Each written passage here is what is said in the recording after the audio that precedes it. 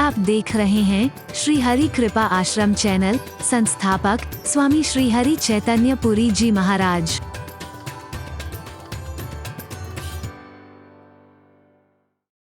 अपनी बात को सिद्ध करने जबरदस्ती करेंगे, जबरदस्ती तर्क, क्या उसका कोई सिर पैर ना हो पर अपनी बात कहीं नीची ना हो जाए। सट स्वपक्ष, अपना पक्ष रखने के लिए, तब हृदय विशाला। उसमें तो तेरा विशाल हृदय है, लेकिन गुरु के ज्ञान को समाने के लिए तेरा हृदय बहुत संकुचित हो चुका है, उसमें जगह ही नहीं है। अपना पक्ष रखने के लिए तेरा दिल इतना बड़ा है, अपनी बात रखने के लिए तेरे को, अपना तर्क रखने के लिए इतना बड़ा दिल है। स्वट स्वपक्ष तब हृदय विशाला, सपद होए पक्षी चंडाला। जा चंडाल पक्षी हो जा, कौआ हो जा तू।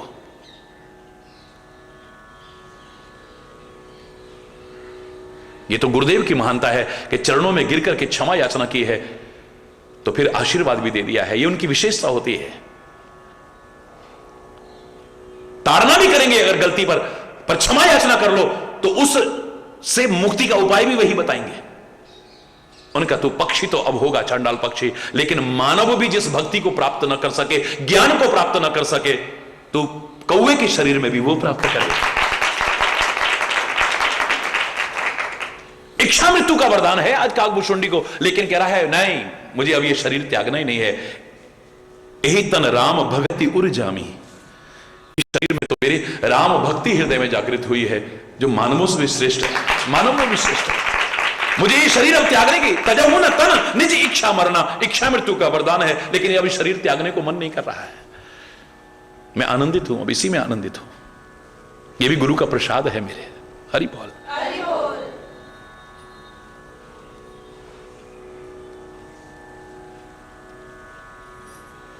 वायस का तात्पर्य कुछ नयापन आता है उसे नहीं लेगा, वो पुरानी उसी पर अड़िग रहेगा अपना। आप कौवे को देखिए कभी, मैंने अपनी आंखों से देखा है ये दृश्य, इसको मैं प्रामाणिक कह सकता हूं। ऐसे आप कुछ डालिए, जितना उससे खाया जाएगा खाएगा, मुंह भी भर लेगा, और उसके बाद क्या करेगा, पत्तों या पत्थरों के नीचे दुबकाता है उससे। उसे लगता पता नहीं कल मिलेगा कि नहीं मिलेगा। हरि बोलना। सबसे खतरनाक संचय की प्रवृत्ति है इसमें।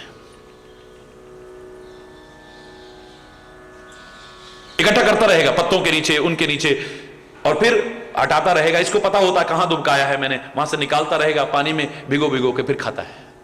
ये अपनी आंखों से देखा हुआ दृश्य बता रहा हूं। हरि बोल।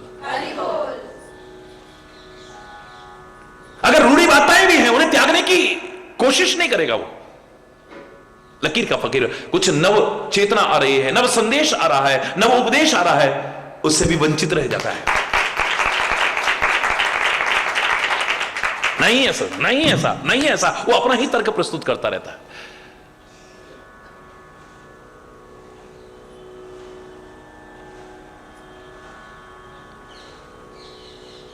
सपद होय पक्षी चंडाला, जग जनमई वायस शरीरधर। अगर सामने आएगा भी ना तो अपने पक्ष पर अड़ा रहेगा वो। फिर से अगर पैदा होगा, यानी सामने आएगा भी तो वायस शरीरधर। कौवे का शरीर धारण करे ना, कौवे जैसी प्रवृत्ति जरूर हो जाएगी। वही रूढ़ी बातें, वही अपने हट पर अड़ना, वही हरि बोलना। और भी है, सुर श्रुति निंदक जे अभिमानी, रौरव नरक परही ते प्राणी। देवों की जो निंदा करता है, वेदों की जो निंदा करता है, रौरव नरकों में पड़ता है।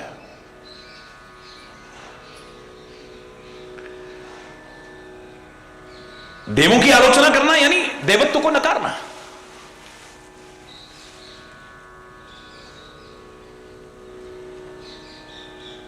हमें देवों की जो कमियां होगी उनको नहीं देखना है, उनका जो देवत्व है जिसकी वजह से वो हमसे ऊपर माने गए हैं, पूजनीय हैं, आदर के पात्र हैं, कृतज्ञता ज्ञापित करते हैं हम ग्रेटफुल होकर के। उनके देवत्व को स्वीकार करके अपने जीवन में अपनाने से वंचित रह जाएगा, जो नरकों में जाएगा। फिर मैं कह रहा हूं नरक का तात्पर्य नहीं कि वो नरक और वो नरक, रौरव नरक और फलाना नरक और टिकाना नरक, ये सब यही है पहले, वहां तो बाद की बात है। मैं उसको नकार भी नहीं रहा हूं, क्योंकि भारतीय संस्कृति जो चिंतन देती है मैं उसे नकारने का दुस्साहस नहीं कर सकता हूं, लेकिन ये तो मैं कह सकता हूं कि उस स्वर्ग नरक की बात बाद में, पहले यहां के स्वर्ग नरक की चर्चा करें। फिर कह रहा हूं जहां प्यार है, जहां सद्भाव है, जहां मेलजोल है, जहां सुलूक है, जहां शांति है, जहां प्यार है, जहां एकता है, जहां एक दूसरे को देख करके खुश होता है, एक दूसरे के दुख से दुखी हो जाता है, एक दूसरे के सुख से प्रसन्न हो जाता है, वहीं स्वर्ग है। और जहां रात दिन कला है, कलेश है, अशांति है, मनमुटाव है, वैर विरोध है, घृणा है, वैमनस्यता है, कटुता है, वही नरक है। यहां नरक बना करके वहां स्वर्ग की कल्पना मूर्खतापूर्ण कल्पना होगी, और यहां जीवन को स्वर्गमय, स्वर्ग जैसा वातावरण बना करके वहां नरक से डरना, यह भी मूर्खतापूर्ण कामना होगी। कोई डरने की आवश्यकता नहीं है। यहां सही है तो वहां भी सही है, और यहां बेकार है तो फिर हरि बोलना, जोर से बोलना। सुर श्रुति निंदक जे अभिमानी, इतने अभिमानी हैं, देवों की आलोचना करते हैं, वेदों की जो हमारे जीवन के मार्गदर्शक हैं, मानव शरीरधारी को सच्चा मानव बनाने में जो सक्षम है, एक सच्चा इंसान बनाने का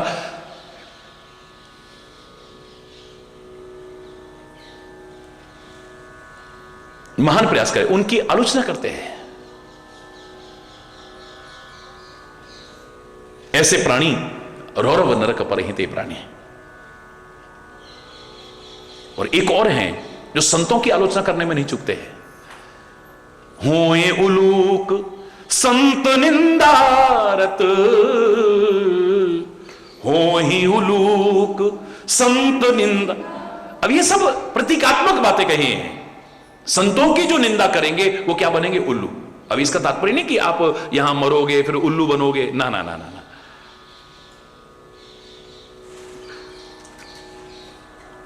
उल्लू को क्या प्रिय है? अंधेरा। अंधेरा काय का प्रतीक है? अज्ञान का। तो जो संत, जो सदगुरु आपके अज्ञान के अंधकार को दूर करके ज्ञान का उजाला करना चाहते हैं, जब आप उनसे ही दूरी बना के रखेंगे, बल्कि उनके प्रति दुर्भावनाएं रखेंगे, उनका विरोध करेंगे, उनसे उनकी आलोचना करेंगे, निंदा करेंगे, यानी उनके ज्ञान का लाभ नहीं उठा पाएंगे, तो उल्लू की तरह अज्ञान के अंधकार में ही जीते रहोगे। और क्या करोगे? उल्लू बनने का तात्पर्य है जीवन में फिर अंधेरा ही अंधेरा है, ठोकरें खाते रहेंगे जिंदगी भर, क्योंकि ज्ञान के उजालों की ओर हम चले ही नहीं। हमें तो बल्कि चरणों में जाके गिर जाना था, प्रार्थना करनी थी। अज्ञान के अंधेरों से हमें ज्ञान के उजालों की ओर ले चलो। अज्ञान के अंधेरों से हमें ज्ञान के उजालों की ओर ले चलो। असत्य की दीवारों से हमें सत्य के शिवालों की ओर ले चलो। अज्ञान के अंधेरों से, अज्ञान के अंधेरों से धर्म की मर्यादा न भूले, अपनी सीमा में रहे। धर्म की मर्यादा न भूले, अपनी सीमा में रहे। ना करें अन्याय, ना अन्याय औरों का सहें। ना करें अन्याय, ना अन्याय औरों का सहें। ना अन्याय औरों का सहें। नफरतों के जहर से हमें प्रेम के प्यालों की ओर ले चलो, अज्ञान के अंधेरों से हमें ज्ञान के उजालों की ओर ले चलो, अज्ञान के अंधेरों से। पूरा नहीं सुना रहा हूं, हमें तो प्रार्थना करनी थी उनसे, संतों से प्रार्थना करनी थी, महापुरुषों से प्रार्थना करनी थी, सदगुरु से प्रार्थना करनी थी कि हमें अज्ञान के अंधेरों से ज्ञान के उजालों की ओर ले चलो। कदम कदम पर जो हम ठोकरें खा रहे हैं, हमारा मार्गदर्शन करो। नए नहीं इनको राह दिखा प्रभु, पग पग ठोकर खाऊं मैं। बहुत ठोकरें खा रहे हैं, हमें राह दिखा दो। या ब्रज भूमि में बैठे हो, क्या बोलते हैं? राधे राधे राधे राधे राधे, यानी राह दे, राह दे, हमें मार्ग दिखा, हमें मार्ग दिखा। क्या?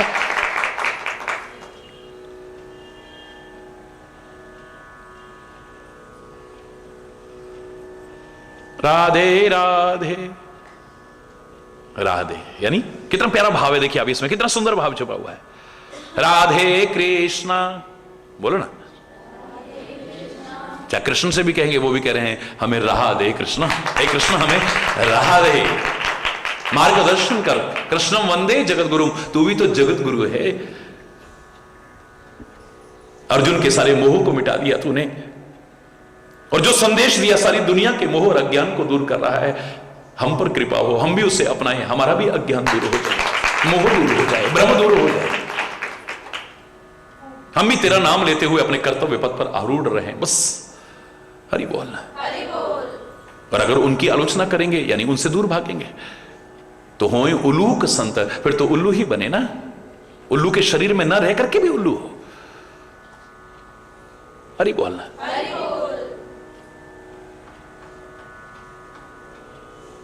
क्योंकि हमें ज्ञान प्रिय नहीं है, अज्ञान प्रिय रहा।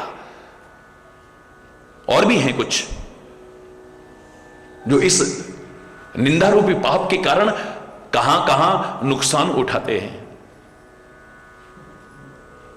उसका दुष्प्रभाव उनके जीवन को देखने मिलता है। और कौन है शेष, कल चर्चा करते हैं। आज यहीं पर अगर कोई गलत शब्द निकला हो उसके लिए क्षमा चाहता हुआ अपनी वाणी को विराम दूंगा।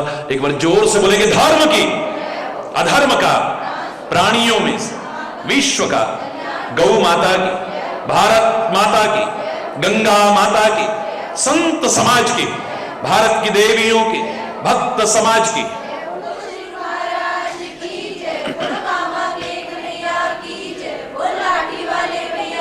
बोलो वृंदावन बिहारी लाल की जय। जय जय श्री राधे श्याम राम राम। हरि बोल।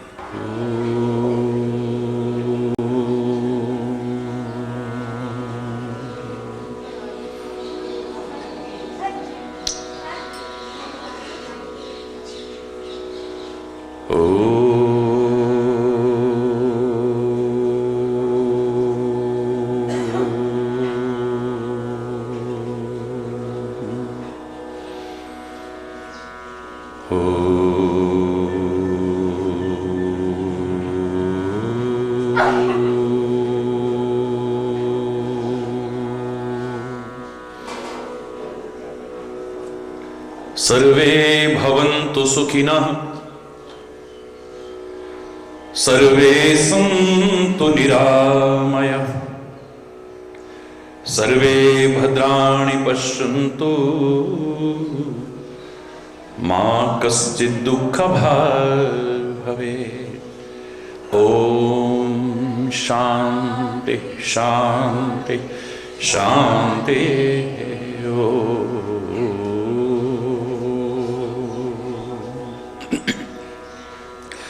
त्वमेव माताश्च पिता त्वमेव, त्वमेव बन्धुश्च सखा त्वमेव, त्वमेव विद्या द्रविणं त्वमेव, त्वमेव सर्वं मम देव देव। ओम शांति शांति शांति ओ।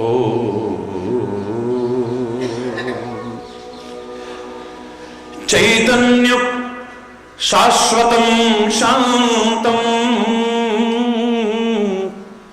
व्योमातीतं निरंजनं नादबिन्दुकलातीतं तस्मै श्री गुरुवे नमः। तस्मै श्री गुरुवे नमः। ओम शांति शांति शांति ओम।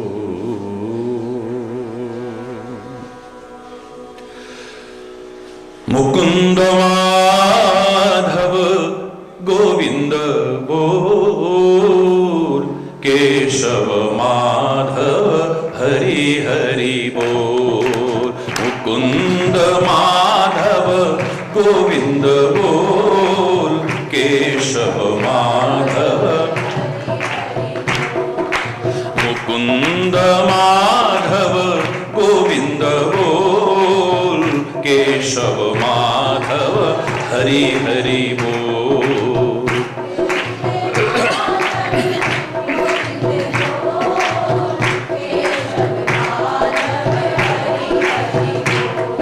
श्री राम राम बोल, राम राम बोल।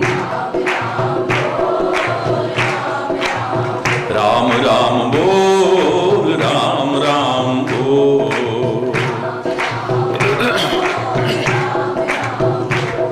श्री कृष्ण कृष्ण बोल, कृष्ण कृष्ण बोल। श्री कृष्ण कृष्ण बोल, कृष्ण कृष्ण बोल।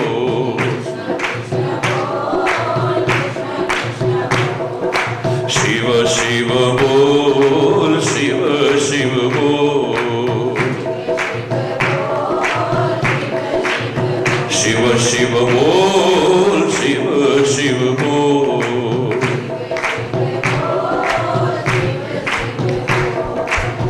जय मां बोल, जय मां बोल।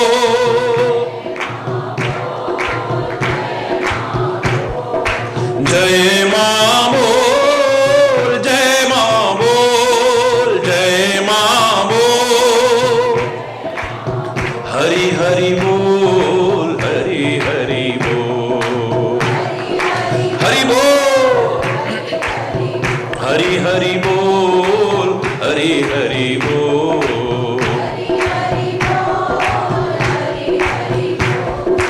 वाहे गुरु बोल, वाहे गुरु बोल। जो अच्छा लगे। वाहे गुरु बोल, वाहे गुरु बोल।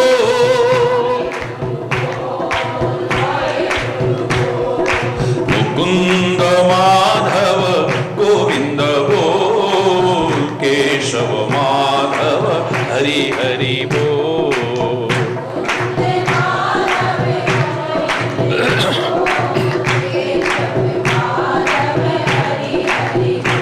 हरि बोल, हरि बोल।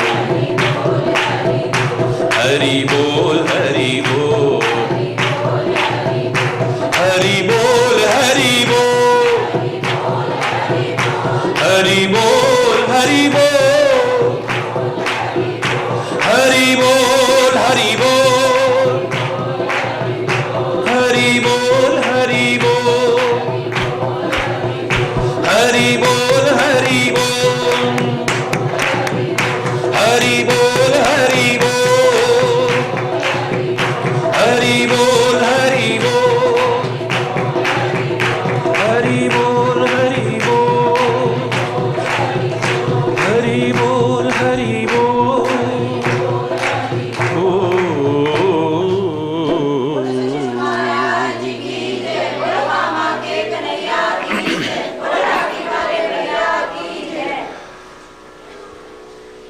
बहुत दिन से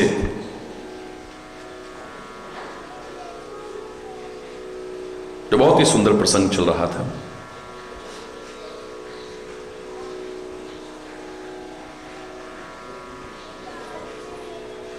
मात्र 7 प्रश्नों को माध्यम बना करके जीवन में जो हमारे मन में, मस्तिष्क में विभिन्न प्रकार की शंकाएं पैदा होती हैं, भ्रम पैदा होते हैं, प्रश्न पैदा होते हैं, उनका समाधान ईश्वर की कृपा से हमें मिल रहा था।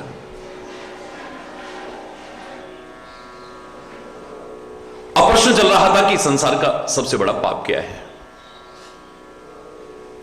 और बहुत विस्तृत व्याख्या ईश्वर की कृपा से हुई।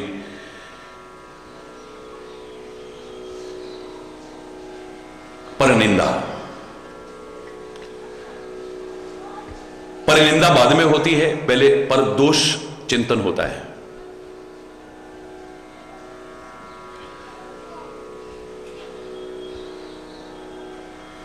सृष्टि नहीं बदलती है, हमारी दृष्टि बदल जाती है। अच्छी दृष्टि बना के देखो, अच्छा दृष्टिकोण, अच्छा नजरिया बना के देखो, ये सृष्टि बहुत अच्छी नजर आएगी। और दृष्टि अगर बुरी हो जाए तो सारी सृष्टि ही बहुत बुरी लगती है। फिर हर कोई कहने लग जाता है दुनिया बड़ी खराब हो गई है, दुनिया बड़ी खराब है, दुनिया बड़ी खराब है। तू कहां रहता है दुनिया में? तू खराब है, तू खराब है, तू खराब है। अपने आप को कोई खराब नहीं समझ रहा है। हमारी आंख पर अगर नीला चश्मा लगा है तो सब नीला नजर आता है। हमारी आंखों पर अगर काला चश्मा लगा है तो सब, और इस पर सफेद लगा है तो सब सफेद ही सफेद नजर आएगा। जैसा चश्मा लगाओगे सृष्टि वैसी ही नजर आएगी, याद रखना। दोष अपने में होता है पर सामने नजर आता है। आपने यूं कर दिया, सामने एक एक के 2-2 नजर आएंगे। कभी करके देखना, यूं करो, सामने 1 का 2 हो जाएगा। तो सामने 2 नहीं है, ये दोष मेरी आंखों पर था, पर अपनी आंखों पर नजर नहीं आया, मुझे सामने नजर आ रहा है। बच्चों ने आपस में एक दूसरे को घुमाया, जोर जोर से घुमाया और उसके बाद बिठा दिया। अब सारी पृथ्वी घूमती नजर आ रही है, सारा आकाश घूमता नजर आ रहा है, सारे बिल्डिंगें घूमती नजर आ रही हैं, पेड़ पौधे घूमते हुए नजर आ रहे हैं, सब दुनिया घूमती नजर आ रही है। वो नहीं घूम रहे थे, घूम मैं रहा था, पर दोष सामने नजर आता है, अपना दोष नजर नहीं आता है।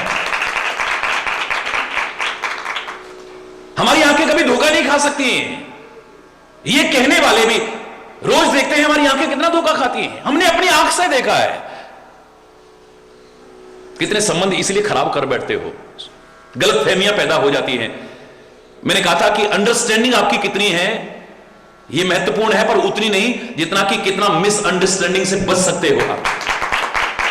आप गलतफहमियों से कितना बच सकते हो, आपके संबंध अच्छे बने रहेंगे। आपकी आपस में कितनी भी अंडरस्टैंडिंग है, चाहे पति पत्नी में हो, माता पिता बच्चों में हो, भाई भाई में हो, मित्र मित्र में हो, गुरु शिष्य में हो, भक्त भगवान में हो, अंडरस्टैंडिंग आपकी बहुत अच्छी है, लेकिन कब गड़बड़ हो जाए पता ही नहीं है। अच्छा वाला प्यार कब खत्म हो जाएगा पता ही नहीं चलिए। आपके संबंधों की मधुरता कब खत्म हो जाएगी आपको पता भी नहीं चलेगा। बाली और सुग्रीव का कितना प्यार था, इतिहास साक्षी है। जान देते थे एक दूसरे पर दोनों भाई। और एक दिन मैं दानव आया उनकी नगरी में, किष्किंधा में, ललकारा उसने आकर के, तो बाली पीछे भागता है। सुग्रीव में उतनी ताकत नहीं है, लेकिन अपने भाई का साथ नहीं छोड़ता है, वो भी साथ चल देता है। वो भागता भागता जंगल पार करता हुआ एक पर्वत की गुफा में घुस जाता है राक्षस। बाली भी घुसने लगता है, सुग्रीव भी पीछे चलता है। वो कहता नहीं, तुम यहां गुफा के द्वार पर रुको, 15 दिन अगर मैं वापस ना लौटूं तो सोचना कि मैं मर चुका हूं। 15 दिन निकल गए, उसके बाद में खून की धारा निकली गुफा में से, इतिहास साक्षी है। लगा कि राक्षस ने बाली को मार दिया है, आकर के कहीं हमारे नगर पर भी धावा ना बोल दे। एक शिला पड़ी हुई थी वहीं पास में, उसको गुफा के द्वार पर लगा देता है और रोता बिलखता भाई के वियोग में नगर में आ जाता है। इतना प्यार है कि तड़प रहा है बुरी तरह से। मंत्रियों ने देखा कि बिना राजा के अगर नगर रहा, कब शत्रु आक्रमण कर दे और नुकसान ना हो जाए, जबरदस्ती उसे सिंहासन पर बिठा देते हैं। मन नहीं है, लेकिन जबरदस्ती मंत्रियों के कहने पर सिंहासन पर बैठा है, रोता बिलखता हुआ। लेकिन बाली उस उस राक्षस को मार के लौटा, देखा दरवाजे पर तो शिला लगी हुई है। ये शिला किसने लगाई है? शिला को हटाया तो बाहर देखा सुग्रीव तो है ही नहीं। यहीं से शुरू हो गया थोड़ा थोड़ा, हरि बोलना, जोर से बोलना, यहीं से मन में दुर्भावना शुरू हो गई है। कहां गया ये? लौट करके आता है और नगर में जैसे ही घुसता है, महलों में घुसता है, क्या देखता है कि सामने सिंहासन पर, राजा के सिंहासन पर बैठा हुआ है सुग्रीव। आप देखा ना था, उसको मारा पीटा, उसकी पत्नी का भी हरण कर लिया सर्वस्व और मार पीट के भगा दिया उसको। भाई भाई का प्यार एक सेकंड में खत्म हो गया, गलतफहमी आ गई मन में। हरि बोल। भरत तो श्री राम से कितना प्यार करता है, भरत पर अपनी जान कुर्बान करता है, और आज वन में श्री राम को मनाने जा रहा है। गुरु भी साथ में जा रहे हैं, ऋषि मुनि भी साथ में जा रहे हैं, अवधवासी भी जा रहे हैं, सारी माताएं भी साथ में जा रही हैं। अचानक खबर मिलती है, आकाश में धूल उड़ती देख करके पता किया तो पता लगा जी भरत सेना लेकर के आ रहा है। लक्ष्मण ने तीर उठा लिया, धनुष्मान उठा के कहता है, श्री राम आपके चरणों की सौगंध खा के कहता हूं, आज अगर भरत और शत्रुघ्न को सेना सहित मैंने भूमि पर न सुला दिया, मार न दिया, मेरा नाम भी लक्ष्मण नहीं है। मन में गलतफहमी हो गई, कहीं ये हमको मारने तो नहीं आ रहे हैं। हरि बोल। उस समय भी मैंने अपने मन में मार के रह गया, ये सब नाटक कर रहा था। खुद तो चले गए ननिहाल में और पीछे से मां को पट्टी पड़ा गए, राजपाट खुद ले लिया, हमको वनवास करा दिया। अब जंगल में हमको देख करके मारने आए होंगे, 14 साल में लौट करके फिर राज्य वापस ना मांगने गई, लेकिन हमारे हाथ में भी धनुष्मान है, आज छोड़ूंगा नहीं जिंदा। वो तो आकाशवाणी होती है कि सहसा कर पछताएं विमूढ़ा। मूर्ख व्यक्ति गलतफहमी में अचानक कुछ करके फिर बाद में पछताता है। यह गुस्सा ठीक नहीं है, पहले पता तो कर लो कि आखिर वो आ क्यों रहे यहां पर। हरि बोल। अगर मान लो गलतफहमी में, गुस्से में एक तीर चल जाता, उसमें गुरु वशिष्ठ भी थे, गुरुपत्नी भी थी, ऋषि मुनि भी थे, माताएं भी थी, और किसी को लग जाता, क्या होता बोलो। आधे संबंध हमारे गलतफहमियों में खत्म होते हैं। हमारी अंडरस्टैंडिंग कितनी है इतना महत्वपूर्ण नहीं है, होनी चाहिए अंडरस्टैंडिंग आपस में, लेकिन मिसअंडरस्टैंडिंग से कितना बच, गलतफहमियों से कितना बच सकते हैं, यह बहुत जरूरी है, याद रखना।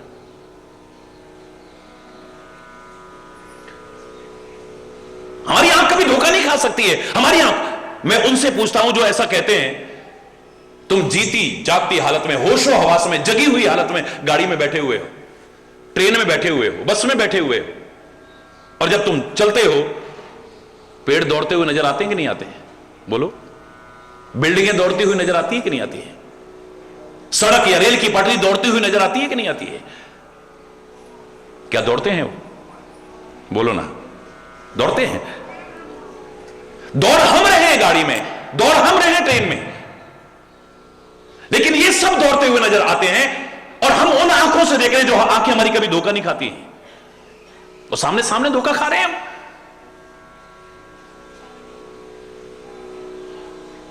दोष यहां है, नजर सामने आता है।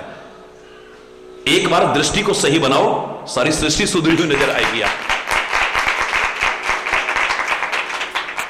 पहले हम दोष देखते हैं, दोष सुनते हैं, तभी तो फिर निंदा करते हैं। ये निंदा वाला शब्द जो आया कल के प्रवचन में, ये तो बाद में आता है। पहले हम दोष,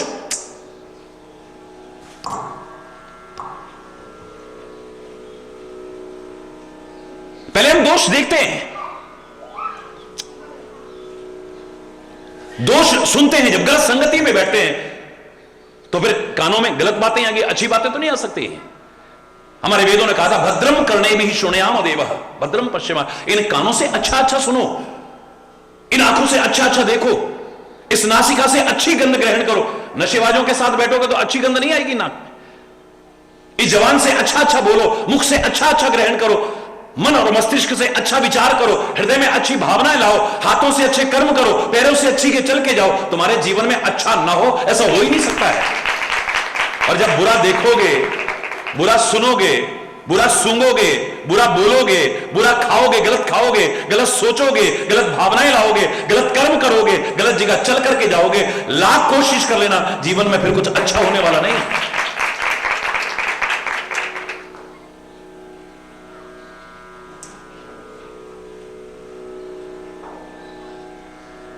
कई बार हमारे मन में आता है, मैंने कल भी आपसे कहा कि प्रकृति ने कितनी सुंदर व्यवस्था की है। जब भी हम किसी की तरफ उंगली उठाते हैं उसके दोष देख करके, तो एक उंगली लोगों की तरफ जाती है, पर 3 उंगली और 1 अंगूठा कहां आता है? बोलो, अपनी ओर आता है। जो इशारा कर रहा है, मूर्ख, दोष देखने हैं तो अपने देख, औरों के क्या देख रहा है? बुराइयां देखनी है, कमियां देखनी है, तो अपनी, हर व्यक्ति अपनी कमी अगर देखने लग जाए, घर घर में शांति का साम्राज्य हो जाएगा। एक दूसरे की भावना की कदर करने लग जाए, घर में शांति का माहौल होगा, दुनिया में शांति का माहौल होगा। पर हमें दूसरों के दोष नजर आते हैं, अपने नहीं। जैसे अपनी शक्ल नजर नहीं आती है, दूसरों की शक्ल नजर आती है। अपनी शक्ल देखी कभी आपने? बोलो ना। नहीं देखी? नहीं, शीशे में देखिए, उस शक्ल का प्रतिबिंब है, शक्ल नहीं है, परछाई है शक्ल की। आपने यूं कर दिया तो यूं आएगी, यूं कर दिया तो यूं आएगी, जैसा करोगे वैसी आएगी। आपकी वास्तविक शक्ल नहीं आ रही है। चंद्रमा और सूर्य को पानी में देख करके आप कहें कि हमने चंद्रमा देख लिया, सूर्य देख लिया, अरे उसका प्रतिबिंब देखा है, सूर्य नहीं देखा आपने, चंद्रमा नहीं देखा है आपने।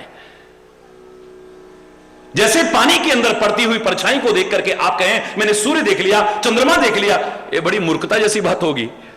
बिल्कुल ऐसे ही शीशे में अपने आप को देख करके आप कहो मैंने शक्ल देख ली, तूने अभी अपनी शक्ल देखी नहीं है। शक्ल का प्रतिबिंब देखा है, उसकी परछाई देखी है खाली। वास्तव में तू अपनी शक्ल को देख लेगा, अपने आप को पहचान लेगा, जिंदगी समझ जाएगी तेरी। दूसरों की शक्ल दिख जाती है हमें, अपनी शक्ल नहीं दिखती है। दूसरों के दोष दिख जाते हैं, अपने दोष नहीं दिखते हैं। भरत जैसा आदर्श व्यक्ति भी मां को दोषारोपण कर रहा है। कैसी कैसी गालियां दी हैं मां को, रामायण कह रही है, गरी न जीभ मुंह पर न कीरा, वर मांगत मन भई न पीरा। जब तूने वरदान मांगे उस समय तेरी जीभ गल नहीं गई? मां नहीं हो कह गई, तेरी जीभ गल नहीं गई, तेरे मुंह में कीड़े नहीं पड़ गए। कौन कह रहा है? भरत जैसा आदर्श व्यक्ति अपनी मां को कह रहा है। हरि बोल। तेरी जीभ नहीं गल गई, तेरे मुंह में कीड़े नहीं पड़ गए, तेरे को हार्ट अटैक नहीं हो गया उस समय, वर मांगत उर भई न पीरा, वर मांगते हुए तेरे हृदय में दर्द नहीं हुआ। जनमत काहे न मार समोई, मेरे को पैदा होते मार क्यों नहीं दिया तूने? या तो तू मर जाती या मुझे मार देती। आज दुनिया में अपेश का भागीदार तो ना बनता, मैं कैकेयी का पुत्र हूं, यह कहलाने में भी शर्म आ रही है। कितना कुछ गलत बोल रहा है, कितना कुछ गलत बोल रहा है। लेकिन वही भरत है, जब वन में पहुंचता है ना, चित्रकूट में, उसके शब्द सुनो जरा, क्योंकि वहां सत्संग में बैठा हुआ है। अब वही भरत जैसा आदर्श और महान व्यक्ति क्या बोल रहा है? अब मही सकल अनरथ कर मूला। मां मुझे क्षमा करना, मैंने तेरे को बहुत ऐसे शब्द कहे, सारे अनर्थ की जड़ तो मैं हूं। अगर मैं ना होता तो राज्य किसके लिए मांगती और क्यों राम को वनवास देती? सारे अनर्थ की जड़ तो मैं हूं। अगर मैं ही ना होता ये बवाला काहे को होता?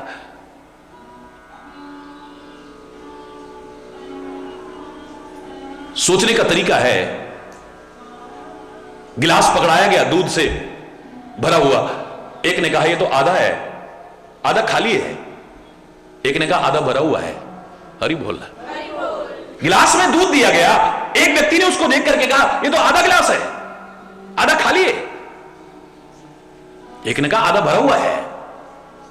यही से हमारे पॉजिटिव थिंकिंग है या नेगेटिव थिंकिंग है पता चलता है।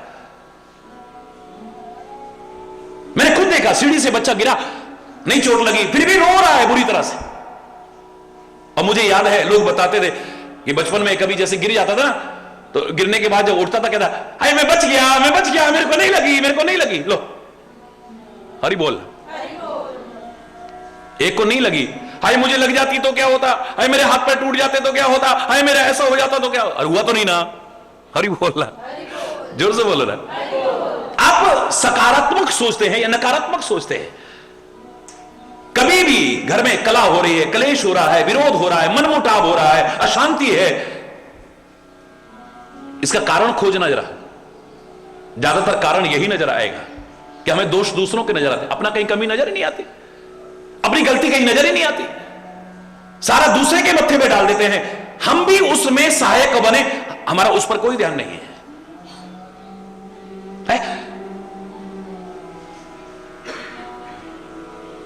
मैंने कहा था ना, कबीर दास के पास में एक पति पत्नी आए, हमारे घर में बहुत कलेश रहता है और अब तलाक तक की नौबत आ गई है। कबीर दास जी, आपने बड़े की जिंदगी संवारी है, हमको भी कुछ समझा दो। आप जैसे महापुरुष के पास आके क्या पता हमारी जिंदगी संभल जाए, ये तलाक होने से बच जाए, हम अलग होने से बच जाए। कबीर दास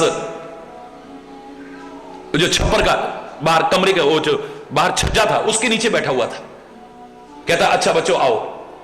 जेठ का महीना, भर दोपहरी गर्मी, बीच आंगन में लाके बिठा दिया। दिमाग खराब है यार, इतनी गर्मी में धूप में लाके बिठा दिया।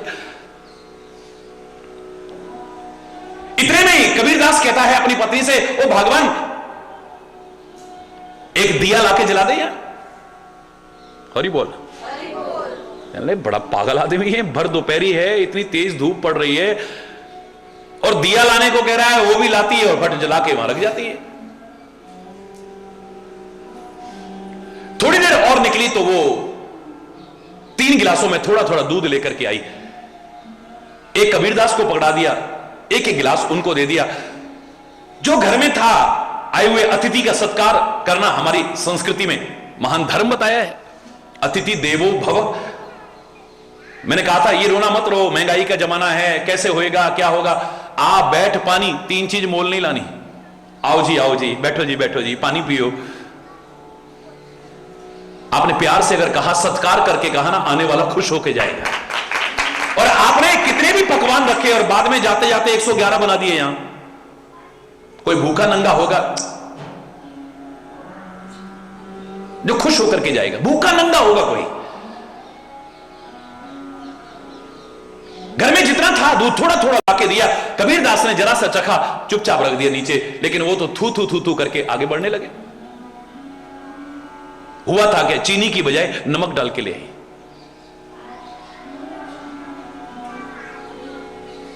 वो लेन का तो दिमाग खराब है, पागल है ये हमें क्या समझाएंगे? पहले तो भर दोपहरी में बीच आंगन में लाके बिठा दिया, उसके बाद में भर दोपहरी में कह रहा दिया लाके जलाओ, और उसने भी लाके रख दिया। और दूध लाए तो उसमें नमक, दूध तो जहर होता है। अच्छा भाई कबीरदास बाय, हम तो चले, तू हमें क्या समझाएगा? पागल हो तुम तो।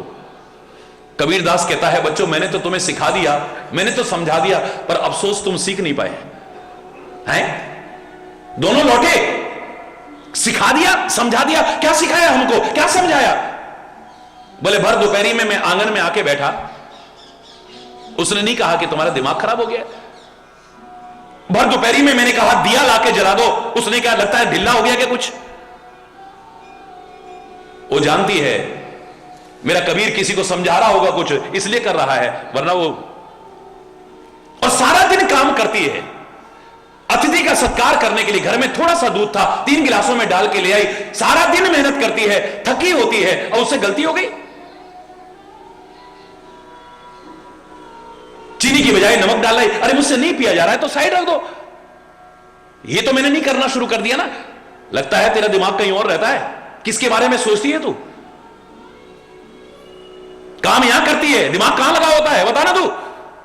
मिथ्या दोषारोपण करना नहीं शुरू कर दिया, शक करना नहीं शुरू कर दिया।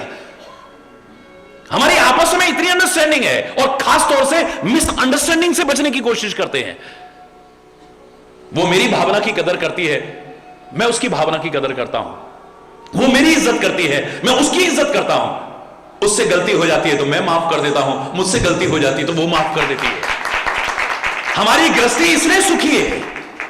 ये तो गाड़ी के 2 पहिए हैं, पति को सिर का ताज समझे और पत्नी को पैर की जूती समझे, वो घर कभी सुखी नहीं रह सकता, याद रखना। गाड़ी के दोनों पहिए बराबर होते हैं, एक पहिया छोटा हो और एक बड़ा हो, क्या होगा परिणाम? धुरी कटने लग जाएगी, गाड़ी आपकी चल नहीं पाएगी।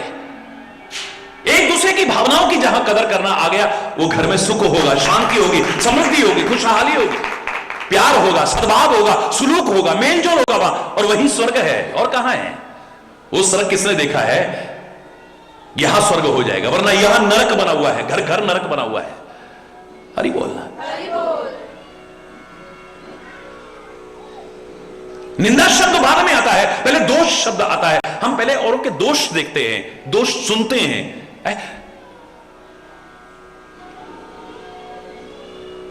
सुनना भी अपराध है, देखना भी अपराध है।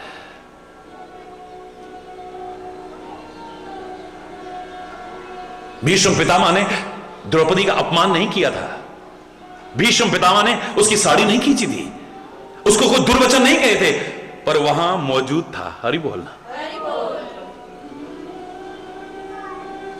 अप्रत्यक्ष रूप से साथ दे रहा है, बराबर दोष का भागीदार है, बराबर, कम नहीं है।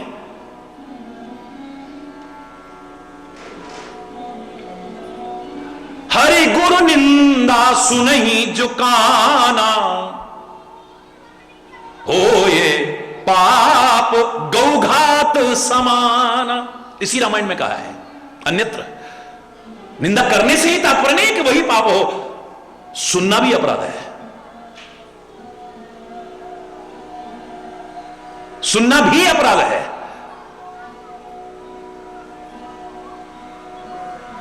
अगर कहीं सुननी पड़ी तो दो तरीके बताए हैं, दो विकल्प हैं। आप अगर इन विकल्पों को नहीं करते हो तो तुम भी बराबर के भागीदार हो।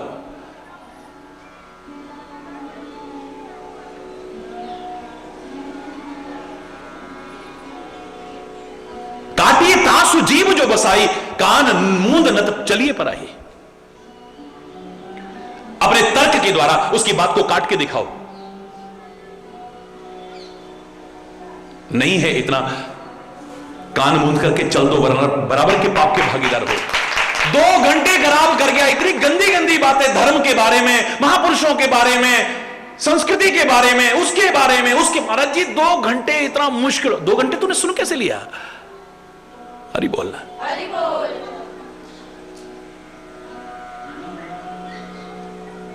पहली बात तो तुम निकम्मे निठल्ले हो जो इन्हीं बातों के लिए तुम्हारे पास समय है। कोई अच्छा कर्म करते, कोई अच्छे चिंतन करते, कुछ अच्छा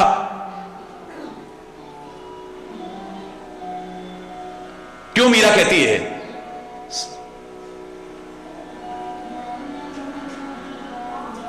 भगत देख राजी हुई, जगत देख रोई, मेरे तो गिरधर गोपाल दूसरो न कोई। जब कोई भक्त आता है, भगवान की चर्चा चलती है, अच्छी अच्छी चलती है, मेरा दिल खुश हो जाता है। और जगत देख रोई, जब जगत का कोई व्यक्ति आता है और जगत की बातें करता है, मेरा दिल रोता है, ये मेरे पास क्यों चल करके आया होगा, क्यों चल करके आया होगा। अपना भी टाइम बर्बाद कर रहा है, मेरा भी टाइम बर्बाद कर रहा है। व्यर्थ का चिंतन, व्यर्थ का वार्तालाप, व्यर्थ की क्रियाएं, इसमें एक क्षण बर्बाद करना, यह समझदारी तो नहीं हो सकती है।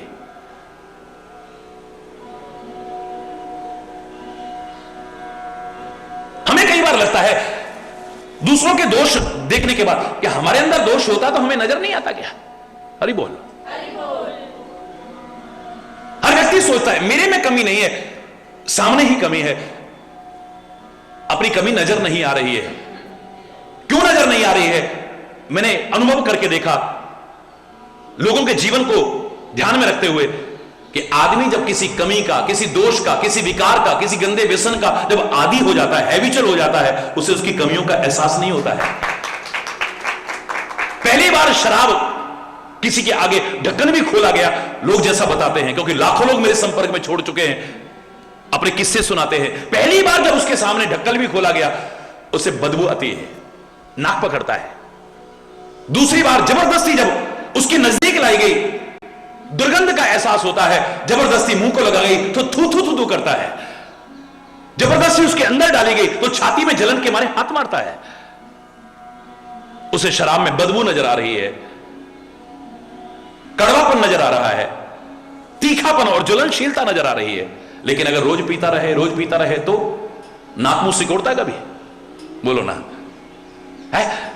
थू थू थू थू करता है कभी? छाती के मारे जलन में हाथ मारता है कभी? घर बर्बाद हो गया, इज्जत बर्बाद हो गई, पैसा बर्बाद हो गया, शरीर बर्बाद हो गया, सब कुछ बर्बाद हो गया, फिर भी उसके बिना रह ही नहीं पा रहा है। ऐसा क्या हो गया उसमें? क्या दुर्गंध खत्म हो गई? अब क्या कड़वापन खत्म हो गया उसका? क्या ज्वलनशीलता समाप्त हो गई उसकी? क्या तीखापन खत्म हो गया? कुछ खत्म नहीं है, लेकिन आदी हो चुका है, इसलिए उन कमियों का एहसास नहीं होता है।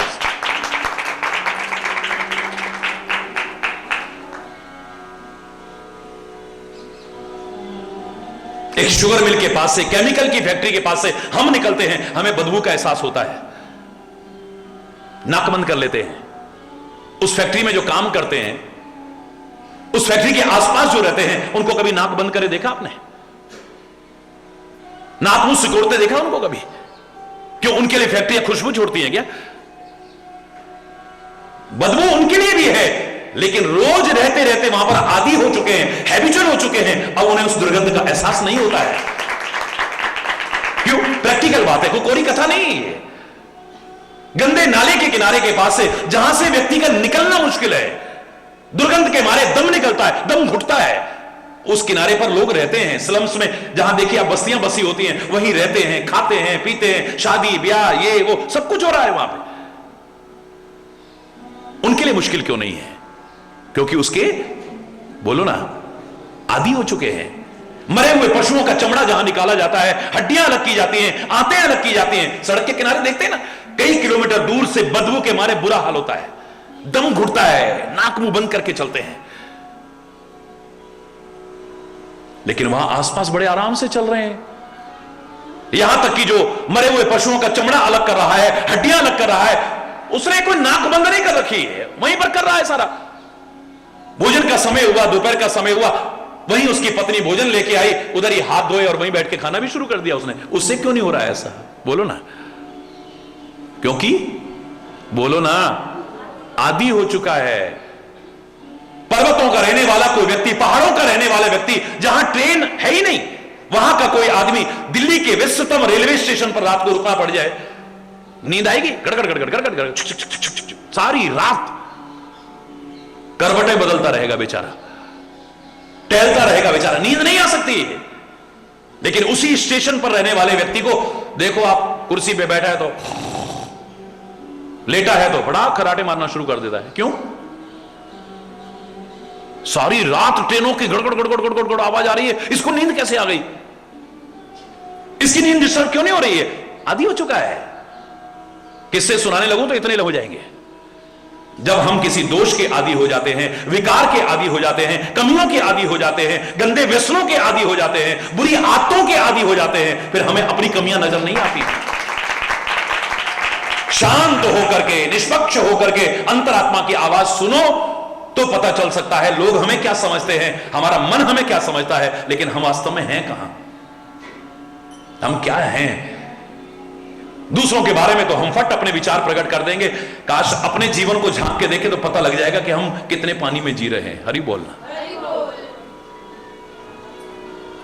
दोष देखने में तो हमने बड़ों को नहीं छोड़ा, बुजुर्गों को नहीं छोड़ा, महापुरुषों को नहीं छोड़ा, देवी देवताओं को नहीं छोड़ा, भगवान तक को नहीं छोड़ा। ऐसी दोष दृष्टि बन गई हमारी दूसरों के दोष देखने की। तो और अवतारों की तो बात छोड़ो, मर्यादा पुरुषोत्तम श्री राम को भी जब समाज के सामने प्रस्तुत किया गया, कदम कदम पर मर्यादाएं हैं, कदम कदम पर मर्यादाएं। वाह रे दोष दृष्टि वालों, वहां से भी कमियां निकाल के दिखा दी। काहे के मर्यादा पुरुषोत्तम बाली को छुप के मार दिया? काहे के मर्यादा पुरुषोत्तम गर्भवती सीता जंगलों में भटकने को? अरे ऐसे में तो दुश्मन को भी जंगलों में नहीं छोड़ के आता कोई। काहे के मर्यादा पुरुषोत्तम शंभू का वध कर दिया? काहे के मर्यादा? जब उसमें से कमियां निकाल देते हो, तुम कहां से कमियां नहीं निकाल लोगे? हरि बोलना, जोर से बोलना। जब दोष दृष्टि बन जाएगी ना, तो दोष के अलावा कुछ नजर नहीं आएगा, और जब गुण देखने की दृष्टि बन जाएगी ना, जहां से होगा तुम्हें गुण ही गुण नजर आएंगे। बुरों में से भी अच्छा ही निकाल लोगे आप। किसी महापुरुष ने क्या कहा था? जो उत्तम विद्या लीजिए यद्यपि नीच पे होए, परे अपावन ठौर पे कंचन तजे न कोई। सज्जन व्यक्ति कैसे होते हैं? जहां से अच्छाई मिले वहां से अच्छाई ले लेते हैं, जहां से कोई सद्गुण मिले वहां से ले, जहां से कुछ सीख मिले चाहे छोटा भी अपने से क्यों ना, उससे भी शिक्षा ले लेते हैं।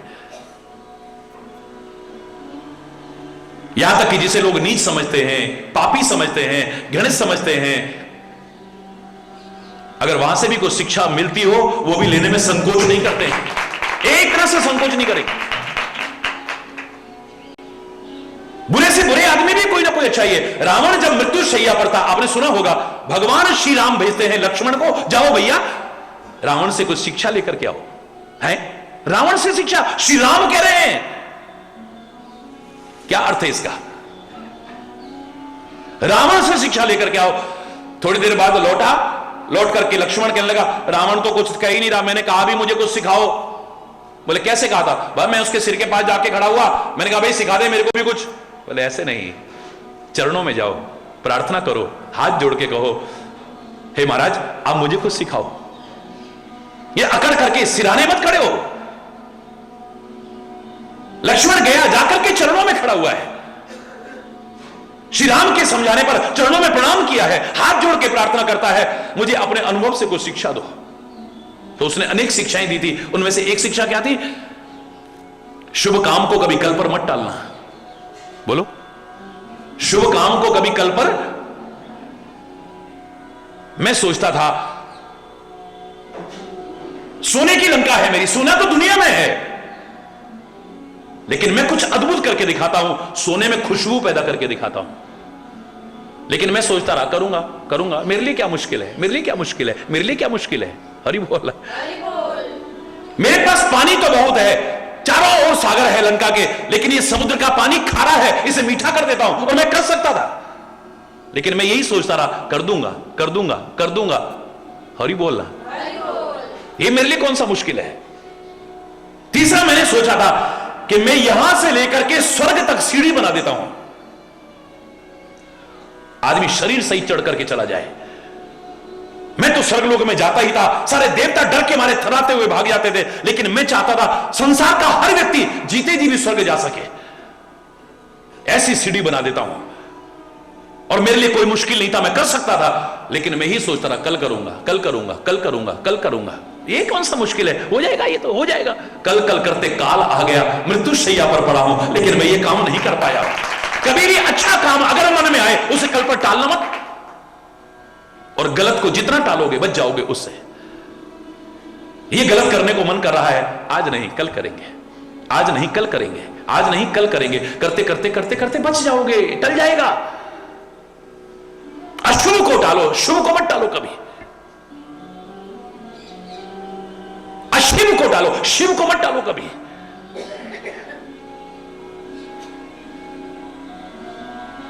मैं सारी शिक्षाएं नहीं बता रहा हूं, लेकिन आदमी लेना चाहे तो कहां से नहीं ले सकता है। भारत पदयात्रा के दौरान क्या शरीर की अवस्था थी सब जानते हैं, बहुत छोटी अवस्था थी। अनेक प्रश्नों में एक प्रश्न आम होता था, महाराज जी इतना कुछ कहां से सीखा आपने? मैंने कहा भाई शास्त्रों से भी सीखा, ग्रंथों से भी सीखा, माता पिता से भी सीखा, बुजुर्गों से भी सीखा, महापुरुषों से भी सीखा, और मैंने तो उनसे भी सीखा जिनको आप बेकार समझते हो, जिनको दुष्ट समझते हो, नीच समझते हो, गलत समझते हो, मैंने तो उनसे भी। लो महाराज जी उनसे कैसे सीख सकते हैं? मैंने कहा उस शराबी से नहीं सीखा जिसके गाल लाल थे, मैंने उस शराबी से सीखा जिसका शरीर बर्बाद, इज्जत बर्बाद, घर बर्बाद, पैसा बर्बाद, सब कुछ बर्बाद। सीख लिया बेटा तू मत पीना वरना तेरी भी हालत हो सकती है। सीखना चाहो तो। मैंने उस जुआरी को नहीं देखा जिसके घर बने हुए थे, महल बने हुए थे, उस जुआरी को नहीं देखा। मैंने उस जुआरी को देखा जिसका सब कुछ बर्बाद हो गया। देख करके सीख लिया जीवन में कभी जुआ मत खेलना वरना तेरी भी ये दुर्दशा हो सकती है। फलाने ने ये गलत कर किया, उसका ये परिणाम उसको भोगना पड़ा, अगर तूने किया तो तेरी भी यही दशा होगी। क्यों नहीं सीख सकते आप? सीखना चाहो तो अपनी गलतियों से भी सीख सकते हो और औरों की गलतियों से भी सीख सकते हो। और न सीखना चाहो तो दुर्योधन की तरह सामने भगवान भी खड़े हो, तुम नहीं सीख पाओगे। हरि बोल। साक्षात परमात्मा भी तुम्हारे सामने खड़े हो सिखाने के लिए। तुम उन्हें भी माया भी कहते रहोगे, छलिया कहते रहोगे, पता नहीं क्या क्या कहते रहोगे, नहीं सीख पाओगे उनसे। धृतराष्ट्र की तरह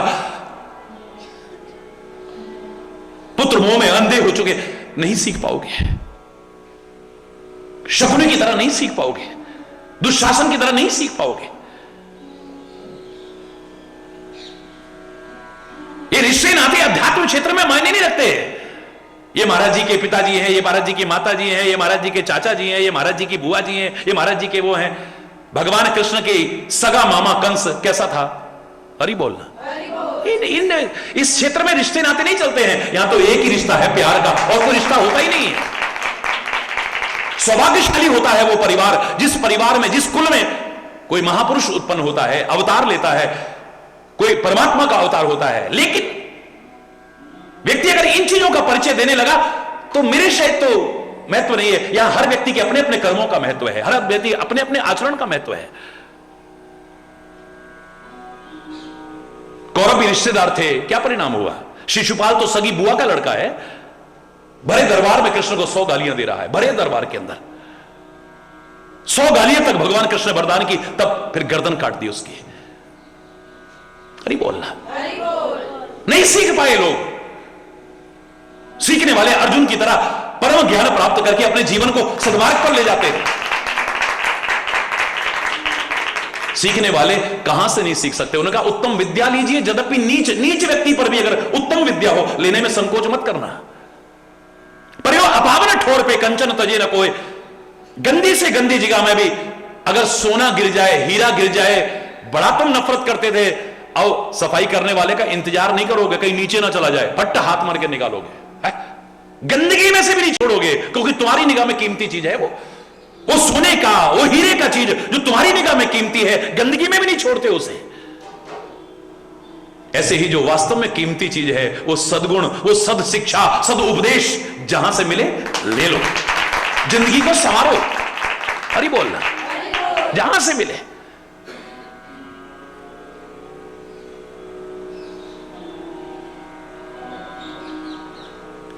निंदा की चर्चा चली कल कि सबसे बड़ा पाप है दुनिया का।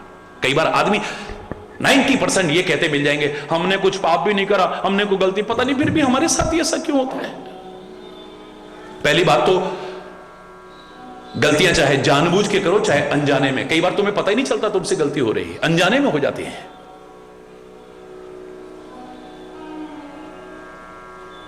और अनजाने में की हुई गलतियों का फल भोगने से भी बच नहीं सकते हो। अनजाने में अपराध हो जाता है। जानबूझ करके आग में हाथ डाले तभी नहीं जलते, अनजाने में डल गया तो क्या होगा? बोलो बोलो ना, क्या होगा? हमने कोई जानबूझ के थोड़ी कि अनजाने में हो गई होगी गलती है, क्या फल नहीं भोगना पड़ेगा? बोलो ना, भोगना पड़ेगा। जानबूझ करके जहर पिए तभी नहीं मरेंगे, अनजाने में पी गए तब भी, बोलो ना। जानबूझ करके अमृत पिएंगे तभी अमर नहीं होंगे, अनजाने में पी गए तब भी अमर हो जाएंगे।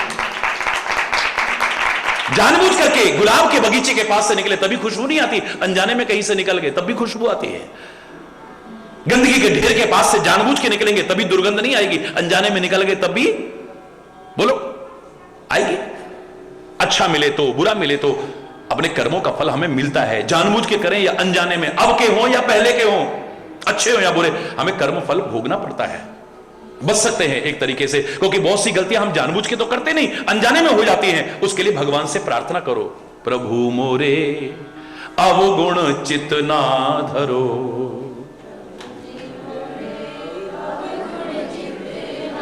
ये जानबूझ की गलतियों के लिए नहीं है कि जानबूझ के गलती करो, जानबूझ के पाप करो, जानबूझ के अपराध करो और फिर कहो भगवान जी मेरे अकाउंट में मत जोड़ना, इन्हें, इन पर ध्यान मत देना।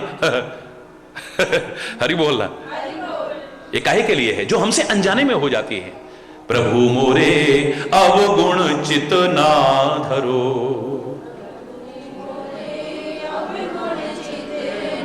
समदर्शी है नाम तिहारो, समदर्शी चाहो तो पार करो, प्रभु मोरे, हे प्रभु मोरे।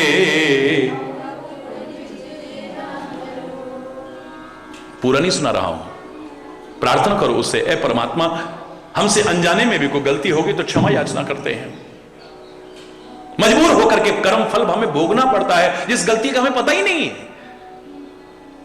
और कृपा करो कि आगे से हम जानबूझ के तो ना करें, पर अनजाने में भी हमसे ना हो जाए। हमारे विवेक को जागृत रखना, हमारा विवेक जागृत रहे, हमसे अनजाने में भी कोई भूल ना हो जाए। जो आप भजन भी बोलते हो ना, इतनी शक्ति हमें देना दाता, मन का विश्वास कमजोर होना, हम चले नेक रास्ते पे, हमसे भूल कर भी कोई भूल, यानी गलती से भी कोई गलती ना हो जाए, अनजाने में भी कोई गलती ना, भूल करके भी कोई भूल ना हो जाए।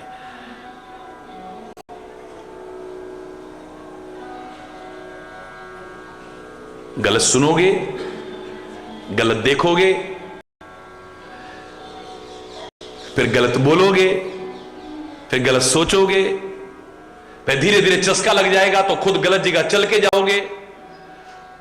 ये क्रम चलता रहेगा, क्रम चलता रहेगा, जिंदगी पतन के कगार पर भी पहुंच सकती है। बचना चाहो तो हमारे शास्त्रों ने जो पहला संदेश दिया था, भद्रम करणे भी शृणुयाम देवा, इन कानों से अच्छा अच्छा सुनना, इन आंखों से अच्छा अच्छा देखना, इस नासिका से अच्छी गंध ग्रहण करना, इस जवान से अच्छा अच्छा बोलना, इस मुख से अच्छा अच्छा भोजन ग्रहण करना, मन और मस्तिष्क से अच्छा विचार करना, हृदय में अच्छी भावनाएं लाना, पैरों से अच्छी चल के जाना, हाथों से अच्छे कर्म करना, तुम्हारा अच्छा ही अच्छा होगा, बुरा नहीं होगा।